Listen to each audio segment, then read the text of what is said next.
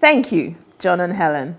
According to the latest Small and Medium Enterprise Development Agency of Nigeria survey, Nigeria has over 41.5 million small and medium-sized enterprises, and this contributes to over 50% of our gross domestic products, our GDP, and over 80% of our workforce, which means that with our population of over 208 million people, SMEs are the engine of our economy. And as we have seen over the last 2 years, the number of young entrepreneurs is rising at a rapid growth rate. So when our government talks about youths, what they should be discussing are ways to develop tools and strategies to help them thrive, not implementing or writing into law, bills, and policies that create handicaps for our country's main capacity and revenue drivers. Because without SMEs in all its forms, our economy will collapse even further than it has already done in recent times. Personally, I have a huge amount of respect for our young citizens because it takes confidence, a certain level of fearlessness, and the determination to try, fail, and get up and try again. And since the pandemic started, a lot of under 30-year-olds started their companies in the middle of a global crisis, meaning that despite the decline in our economy, they still had the courage. So to all SME owners, particularly those under 30, I say a huge well done to you and thank you for keeping our country afloat. But I have 3 major questions for you. How do you do it? Despite and in spite of the challenges of our economy, what gives you the strength to keep going and not throw in the towel? And are you guys drinking from a different type of water than the rest of us? Because starting a business is not for the faint-hearted. And in our country, that is no mean feat. And with me to answer some of these questions, on your behalf and my behalf as well, is Omoehi Ighodalo, a 24-year-old sociology graduate turned beauty, fashion, and design entrepreneur. She started building her beauty business empire in 2015, starting with Mohini hair in 2015, then Mohini Experience Beauty Salon in 2019, and Mohini Cosmetics line in 2020. I'm wearing some of the products today. Right in the middle of the global pandemic. Omoehi is also the co-founder of Ayora Clothing Line and MD of Ikora Interiors. Welcome, Omoehi. And thank you so much for joining me this morning. It really is awesome to have you here with me. A few minutes ago, I asked entrepreneurs some questions. And I'm going to ask you to please answer some of these questions for all of us. So tell me, how do you do it, despite and in spite of the challenges of our economy? And what inspired you to start a business at 19 years old? Okay, I'll start with the last question. I don't think I was really inspired to start my business. I always say I feel like my business fell in my lap. Okay. Because I used to make wigs for myself when I was in uni. Okay. And one day in the library, somebody walked up to me and she was like, "Oh, I really like the wig on your head. Can you make one for me?" And immediately, my business mind kicked in and I was like, okay, yes, I can make one for you, but like, it's going to be this price, this price, this price. So I waited till exams were over and I had built like a mini website. I sent it to her, she paid. And then I made her wig. And then summer started right after that. And I started getting requests from friends of friends, family members, like, "Oh, can you make this for me? Can you make this for me?" And I remember that summer I was swamped. I think I made about maybe like 30 to 40 wigs that summer. On your own? Yes, on my own. Wow. So I was like, okay, this is something that I can actually do. I still wasn't really thinking of it as a business, even though it was a business. It just kind of seemed like a hobby business thing. So I was doing that and I really enjoyed it. And then I think after a while, after 1 or 2 years, because when I started making wigs, not a lot of people my age were wearing wigs or even making wigs. So there was a gap in the market. Now, obviously the market is crazily saturated, but before it wasn't like that. So I was like, okay, this is something that I can make money off. So I tried to figure out the best way and the best approach. And then, but in all of this, you were still studying for your sociology degree? Yes, I started when I think I was in second year, just at the end of second year. And then, but what I would do is that when I had exams, I would take breaks. Like throughout my third year, I don't think I really made wigs because I didn't want to fail my exams and have to deal with my dad. So I knew that one thing I had to do was pass my exams. And once that was done, then I knew I could go back to facing the wigs, which is when I moved back and then I opened my salon. So, but I can say that making wigs in uni and running a salon and making wigs here is a completely different experience because it was much easier, you know, when someone pays you £30, make the wig for me, you keep the money, than having to run like day-to-day expenses, running staff, delegating. I was doing everything on my own, so I was only dependent on myself. I was running a bit mad because I would wake up at 6 a.m. to try and get somebody's wig to them before 9 a.m. because they said they wanted it just so that I could keep up like good customer service and have a good clientele. And they say, oh, Omoehi did this for me and blah, blah, blah. So I really tried. But then after a while, my mom was like, if you really want to make this a proper business, you have to learn how to delegate. You need to have staff. You need to hire staff. So I started off by just hiring staff who will come and help me at home make wigs. I hadn't even thought about a salon yet, but then the idea came up and I was like, you know what, that actually won't be a bad place. The opportunity was like, okay, maybe I can have a space where people can come in and buy my wigs. And I started selling hair eventually, because before it would be people send me their hair that they bought from somewhere. So I got into the position where I was like, okay, you want a wig, I can actually supply the hair to you. You know, this sounds like, even though it wasn't something that you planned, you already had certain skill sets that helped you along this journey. And I'm going to interrupt you because I now want to very quickly go into those skill sets. In your opinion, based on everything you've said, what do you think the hard and soft skills are? We'll come back to the very first question on the economy. But what, in the meantime, what do you think the hard and soft skills are that you needed to start this business? One, I would say definitely management skills. Definitely, because I had to learn how to be organized, and then eventually I've had to learn how to manage a business, which is nothing I learned in uni. I always said that if I knew what I wanted to do before I went into uni, I probably would have studied a completely different course. I probably would have done either marketing or business management or something else. Definitely not sociology, because I don't feel like I've used my degree in any way. Like most of us. I studied product design. I haven't used it for one day. Really? Yeah. But also, finance skills. I think that even if you don't know a lot, you need to know how to manage your money, because one thing that really affected me was I had no clue. Luckily, my mom is an accountant, so you know she would help me sometimes. But in the beginning, I would see that I had made this amount of money, but it wasn't showing because everything was going into my personal account. Before I even came in, I had already spent it.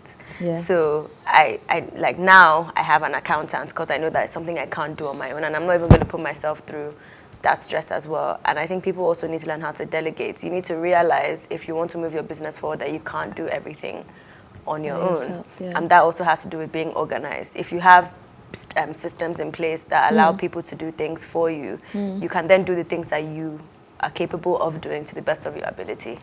You know, a lot of these things you're talking about, a lot of these skills you're talking about is not unique to young business owners. They're skills that everybody needs in every work of life. You know, so how did you even get to the point where you were able to recognize your strengths and your weaknesses and make them work for you?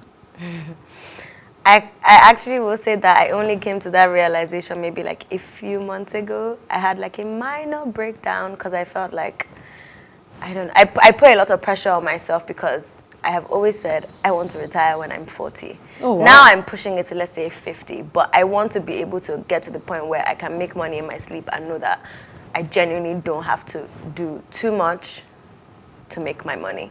And I've put because you've already put the systems in place. Yes. So I put that much pressure on myself because I'm like, okay, I need to achieve this, and I have set a timeline for myself. And I feel like a few months ago, I just felt like it was too much. So I had to take a step back. And when I started my salon, because I was going like head on, I didn't put any systems in place. I didn't have proper processes. I was doing it as, oh, I'm just opening a salon. Wow, amazing. I opened it. And then obviously after the rush, everything you know, I started realizing things, and if I had put these systems in place before, Yes. I probably wouldn't have those issues now.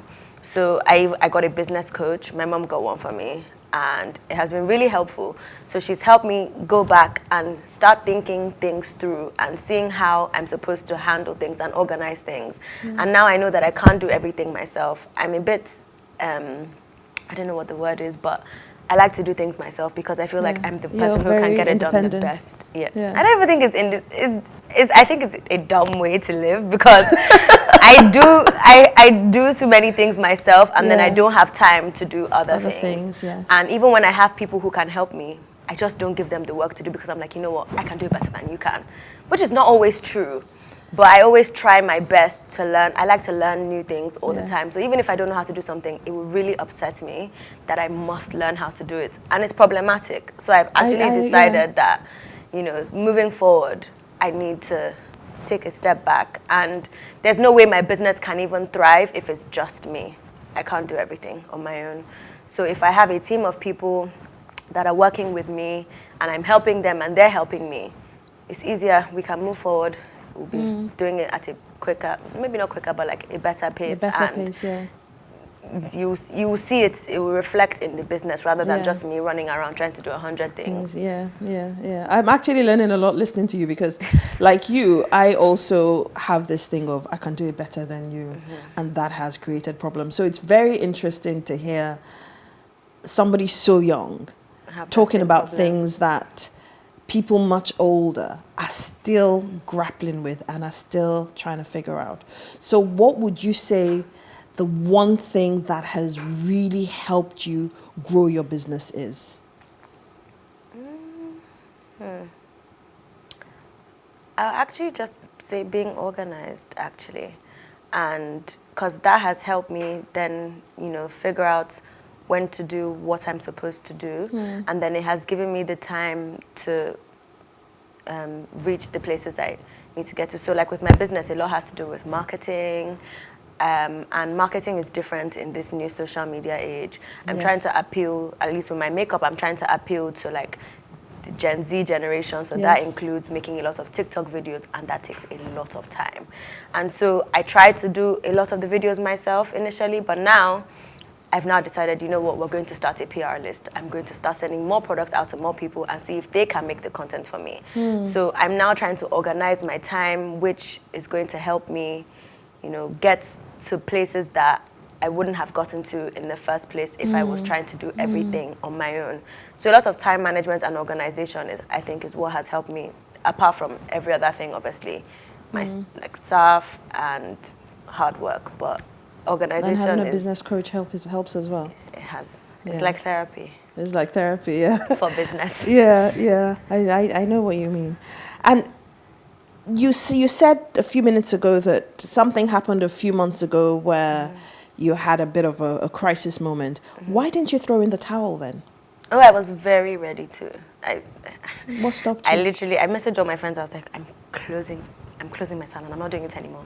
But I had a conversation with my mom, and also I looked at it like if I was in a different situation and that was probably my like only source of income, I wouldn't just throw in the towel so easily. And you have to try things and keep trying. Obviously, COVID was hard and nothing that anybody expected, and that really slowed down the business in my salon for me. But then you have other businesses. And then as well. I do have other businesses, but it's so I saw in COVID I saw my salon slow down, but my makeup business it started then and it's been thriving since then. And that's when my sister and I started our clothing business, and literally I don't think there's not been a day that we haven't gotten an order probably. So we've found a lot of favor in that business. But you know, no two businesses are the same. And I have to understand that. And I always have to remind myself that if I look, now with the social media age, you tend to look at everybody's lives. You see the good parts, sometimes you see the bad. But I have to remind myself that no one's journey is the same as mine. So even if I'm seeing somebody who is at my age that's somewhere and it's affecting me, I have to remember that we're not running the same race. And I don't know the struggles that they've had. And they don't know the struggles that I've had. So I had to just, you know, sit down. I prayed about it because I'm very religious, and I was like, you know what, I'm just going to start over. I'm going to see the best way that I can move forward, and I'll give it another try. And if it doesn't work, it doesn't work. I always feel like, okay, I'm young. I have the time to make as many mistakes as I can make. I'm only 24. I'm still far away from, from 50, from when I want to retire. So, like, I have a while to make mistakes. So I was like, okay, there's no point putting too much pressure on myself just because something hasn't worked out now. People 30 years in their business, 40 years in their business, they still have a lot of problems. Yes. And then they keep pushing. So there's no reason why I can't. Wow. It's so interesting listening to you, because a lot of people take it for granted that young people don't necessarily know what they're doing, but that's actually very incorrect. Sitting here, I've learned a lot from you. You keep referencing your mom, and that for me goes back to values. You're able to go back to base and say, I need help. What are the things as an individual do you believe has helped you be able to say, Mom, I need your help? I think I'll start off with the fact that I'm an only child. So I've really, aside from having friends and family, the person I spend the most time with is my mom. And I've watched my mom from literally when I was born run her own business. She's had problems, she's gotten back up, and she started again. So I always feel like I see myself in her a lot. I mean, she's a woman, she's in Nigeria, she's running a business, and it's not the standard business. Interior design, I mean, a lot of people do interior design, but it's not like banking or being a doctor or, doing anything else. So half of the time, anytime I have a problem, she's the first person I call, even if I know she cannot solve it. But, that's who I've always run to, my mom. So, and with business, because I've watched her do what I'm doing, or like, I'm trying to follow in her footsteps, it just makes sense to ask her. Even if she doesn't know what to do, my mom will always find A help. solution. Yeah. And also my dad as well. It's just that my dad is he's a lawyer, so he's more structured, but he does help me sometimes, but I always run to my mom first. So I just think that's how it's been my whole life. Literally the littlest things, like, I call my mom. So what would you say to other young people who are trying to start their own business? What 3 to 5 pieces of advice would you give them? I would literally just say to start it. I feel like everybody should just do it afraid, because now is the time we have to do as much as we want to do. And if you're lucky enough to have the support of your parents, now is the time to, if you ask them for like a loan or a grant, they will probably give it to you if they believe in you. And you have how many years? 10 to 15, 20 years to try. And if you fail, you can always go back to square one. I feel like the only thing, because when I told my dad I wanted to start my business, the only thing he said to me was like, I want you to have a business that can support your life for as long as you live. But I feel like you have to have a degree first. I never had any problem with going to university. It was never an either or. But I'm even happy that I did get my degree, because I know that if anything, if I decide in 10 years that, you know what, I don't want to do this and I want to go and get like a 9 to 5 and I want to work under someone, I can. I would have had experience from running my own business, and I even want to go back to school and get a master's or an MBA. So I feel like you should just do it afraid, but also plan. That's one thing I would say, because if you fail to plan, you plan to, I mean, if you plan to, if you fail to plan, you plan to fail. Yeah. So yeah, plan and do it afraid. There's nothing really stopping you, aside from obviously the hiccups that everyone has with business, but there's no reason why you shouldn't try. Yeah, so 1, do it afraid. 2, plan. Any other pieces of advice? 3, put yourself out there. Don't be shy. What do you mean by that? I feel like the only way you can, not succeed, but the only way people can know about you is if you talk about yourself. I'm a naturally shy person, so I tend not to talk about myself. But now I've learned that if I don't talk about it, no one is going to know about it. So you need to put yourself out there and get yourself in the right rooms, make the right connections. Networking. Talk to people that, if they say, okay, I'm thinking of somebody that can do this, it's like, oh, Omoehi can do this, let me call her. So you need to put yourself out there as much as you can. Anyhow you can. If it's to tweet about it, put it on Instagram, make videos, however, on your WhatsApp stories, send in broadcasts, any way you can. and use the network that you already have. Like, use your family and friends. They're the best people to push whatever it is that you're selling. And most of them will do it free of charge. Yeah, very true, very true. So let me go back to the very first question, which is the economy. And when I had asked the question, how do you do it despite or in spite of the challenges of the economy? What would you say the challenges of the economy are for you as a young business owner? And what keeps you going? The major thing, I think, is just the inconsistencies in this economy. I mean, I can say when I started Mohini Beauty, when I was ready to launch in about February, from when I had put in, because I don't make my products here. Okay. So from when I had put in the order for my products, the exchange rate was completely different by the time the products had gotten to me. And I've been selling hair for 5 years. I've been in Lagos for 3 years. When I moved back to Lagos and I was selling hair, I could get hair from my supplier to me in 3 days.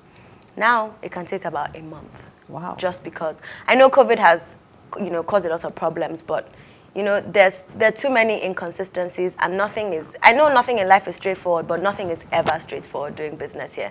It's one problem or the other. You have to either pay a huge customs fee, or somebody is calling you to help you override the fee, but then you have to pay them money. It's just too much. And then I think also, I've never managed staff outside of here, but managing staff has been a serious problem for me, because I feel like nobody really wants to work, but they want to get paid. And it's like, how do you not want to do the work, but you want to get paid?